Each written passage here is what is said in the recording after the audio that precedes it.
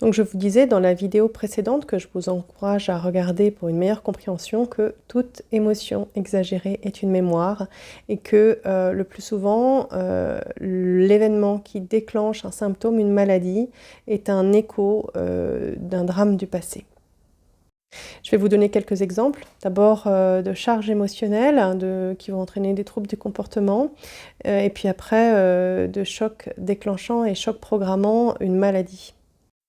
Il y a par exemple cette jeune femme qui fait des attaques de panique lorsque un homme est trop en contact avec elle, même si c'est un ami dans une soirée. Il lui est arrivé de quasiment devenir folle, on va dire, et de lui donner un grand coup pour le repousser.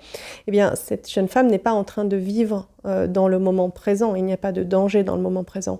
En fait, ce contact la replonge dans les mémoires d'attouchement qu'elle a subies lorsqu'elle était enfant. Elle plonge comme dans une véritable transe, elle n'est plus dans le présent, elle est dans le passé. Ou encore, il y a cette jeune maman qui a une petite fille de 5 mois et qui me contacte car depuis la naissance, elle fait ce qu'on a étiqueté une dépression. Lorsque je l'interroge, elle me dit qu'elle n'arrive pas à s'attacher à sa fille, que depuis la naissance de sa fille, elle ne voit plus d'avenir, qu'elle a beaucoup d'angoisse.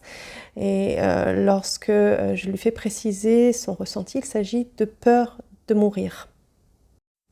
Donc la naissance de sa fille a déclenché chez elle une peur de mourir. Donc là encore une fois, elle n'est pas en contact avec son présent, car la naissance de son enfant ne devrait pas normalement déclencher une peur de mourir. Elle a déclenché une mémoire.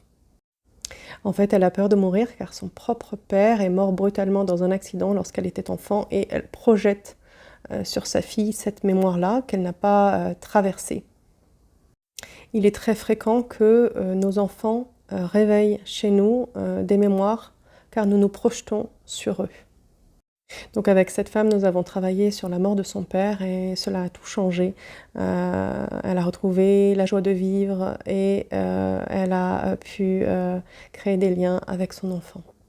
Dans la prochaine vidéo, je vais vous donner des exemples de chocs qui ont déclenché des maladies et de chocs programmants en lien avec ces chocs déclenchants.